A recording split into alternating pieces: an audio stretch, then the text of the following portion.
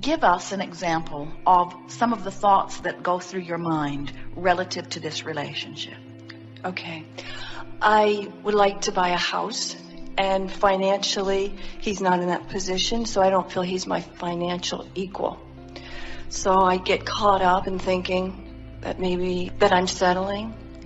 I'm not proud of these thoughts, but this is what I think. I should have a partner that I can have a dream with, which would be to buy a home, which I really would like. All right, so let's dissect this a little bit. So you're saying, through my life experience, I've lived in a lot of places, and having done so, I've given birth through a series of rockets of desires to a dream life and a dream house. And as I hold that vision and I look at you, you don't match. And so you may not be the one. And I'm not proud of this, you say. And we want to say to you that anytime you say things like, I'm not proud of me, I know I shouldn't be thinking these thoughts, you're also not a match to the way Source feels about you, who always loves you, no matter what thoughts might be crossing your mind. In other words, there's all kinds of levels of discord in a situation like this. So let's sort it out. So, potential husband of mine, I see you as financially irresponsible. And I see myself as financially responsible. So you need to change so that I can see you the way I need to see you so that I can feel better. And we say, oh, this is just the beginning of your trouble. Because when you see anything that needs to be different so that you can feel different, and then you compound that still further by saying, not only do I see you as you are, I didn't make it up, I see you as you are, and you're not financially a match to what I want, but you may very well keep me from my dream. So you really need to be different, because I'm not about to let you, as much as I love you on some fronts, I'm not about to let you keep me from my dream. And we say, never mind him, you're keeping yourself from your dream. Because you've got a dream and you are contradicting it. So you say, well, but wait, I'm not contradicting it. I'm pointing out that he's contradicting it. And we say, but you're the one doing it. But wait, if he were different, I wouldn't do it. And we say, you don't have to do it whether he's different or not. In other words, just don't contradict your own dream.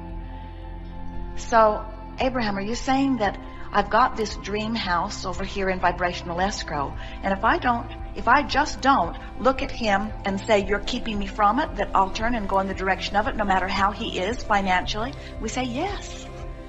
Your dream is not contingent upon him. Your dream is contingent upon your alignment with your dream.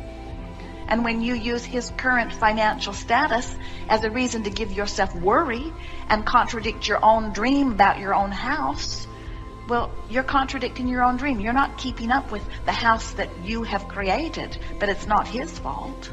It's yours. Yeah, I hear you. Now, here's the most important question relative to this specific issue that we want to put to you. Just relax, it will be clarifying. Do you believe that with or without this person, you have the ability to reach your dreams and goals? Now, the reason we ask this is because if you believe that with or without anyone, that life caused you to put it there and that you have the ability to turn and flow to it, so your success is not contingent upon what anybody else does, that's a very powerful thing to know. But if you believe that you don't have the ability to get it by yourself, and you're looking for somebody else to fill in those missing pieces, this is interesting, isn't it? And then you say, oh yeah, I need somebody that does this, this, and this, and you don't do those things, so you may not be the right one. Are you getting what we're getting at? When you are so self-empowered that you know, hey, I'm source energy in a physical body. Life caused me to put all kinds of things in vibrational escrow. The stream is carrying me to those things. I cannot not succeed. In other words, it's not possible for me to not get what I want. I must get what I want. It's set up for my success, and now I know that. So now you and your financial situation, you're a non-issue. So you want to say to your lover, face it, I'm going to be wealthy. I'm going to live in beautiful places. This is what I've got lined up. So if you're all right with that, come on.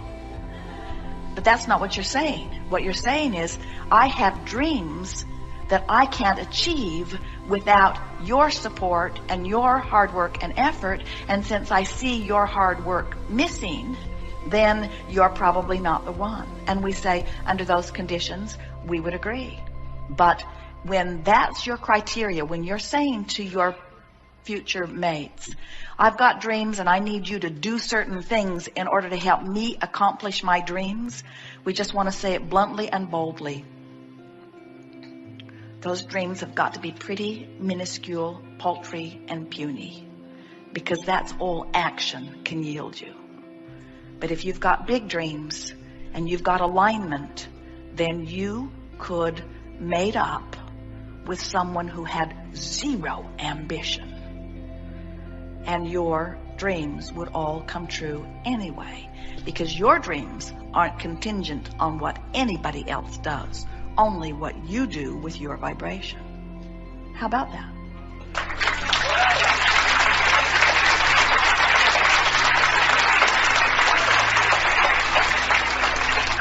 So you want to say to everybody who's in your life, I'm a happy person, deal with it.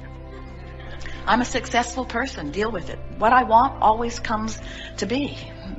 I don't stand in my own way anymore, and you never could, so everything's good with me. And then you start making your love decisions on the things that really matter, like, are you easy to love? Do I love you? Do you make my heart sing? Do you match the criteria that I've launched into vibrational escrow about that? Are you kind? Are you clear-minded? Do you have a zest for life? Do you smile easily? Do you laugh easily? Do you want to love? Does loving come easily to you? And we got to tell you, every person on the planet is that person if they're not bucking the current and going upstream. So when you stop bucking the current and begin going downstream, then through the clarity of your example, you can teach anyone to go with the flow. So we think that maybe what you're grappling with here more than anything is, does this person feel like someone who's likely to start going with the flow anytime soon? Or does this person feel like someone who's going to be really resistant to that? And we say, time will tell. You don't have to make this decision today. Just play with it. You go with the flow. And you know what we've noticed? The more you go with the flow, the faster your stream flows. The more you flow with it, the more those who are going with you have to stay up with you going with your flow. So there's really not anything for you to worry about. You don't have to worry about breaking up, because if you're going with the flow and the other one isn't, there's distance going between you. In other words, isn't that nice to know? I don't have to issue a warning. You're not going with the flow. I'm 27 miles downstream. I don't know how much longer we can maintain this relationship. I can hardly see you anymore. Law of attraction takes care of it, you see. But most of you don't play it that way. Most of you go with the flow, and then you look back and you say, wait a minute, you're not going with the flow. And then you know what? You're not either.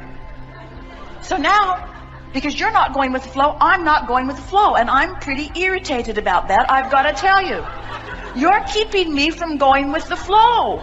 You're holding me back from everything that I have become. And we say, no, he isn't. Just go with the flow. And when you get going with the flow, we promise you, you'll bump into others who are going with the flow. And you won't have this issue, but what about him?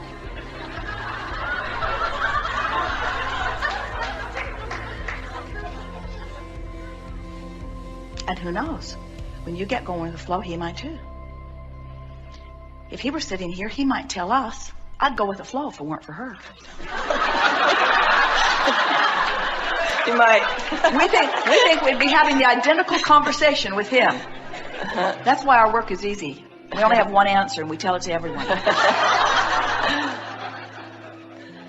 But to answer your question, do I think I could make it on my own? I think I could make a mistake and mess it up, honestly. But we think you could make a mistake. We think you could make a million mistakes. We think you already have, if you're alive. In other words, that's what the contrast is about. But in everything that you do that makes you go, I shouldn't have done that, you launch greater clarity about what you want, and the larger part of you becomes clearer. So we always say, you can't get it wrong. So there can't really be a mistake. You can't get it wrong, and you never get it done. And the reason you can't get it wrong is because it's never done.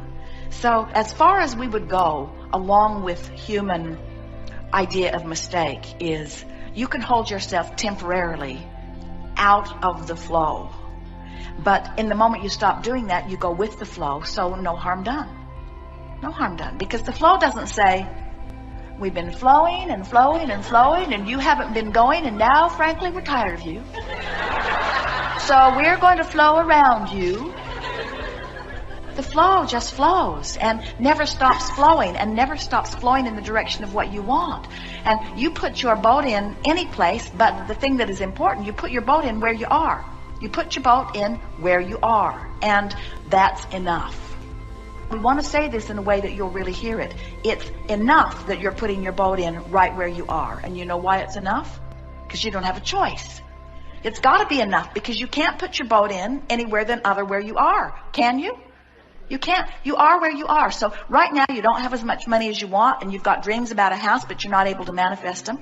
And you've got a partner who's so lovely on so many fronts and not so good on some fronts. But you are where you are, you are where you are, you are where you are. So you're putting your boat in, you have no choice. So not only is it enough, it's got to be enough, because it's all you can do. But you do have a choice about whether you complain or expect good things. You do have a choice about whether you worry about the future or look forward toward the future.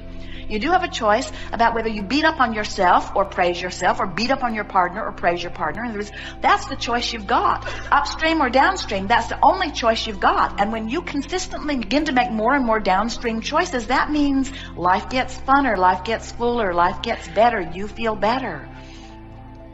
Oh, you see these guys in these canoes with the oars, and they're in those raging rivers, and they're just going with the flow. It's not beating them up. In other words, it's like they can't find a river that's too fast for them. And you're that way too. You cannot find a stream that's too fast for you when you learn to let go of resistance and just let the stream carry you. Ah, what a ride that is.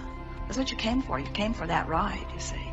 And so many of you say, oh, I know I came for the ride, but I came for the manifestation at the end of the ride. And we say, first of all, there's no end to the ride. The ride is it. There is no end to the river.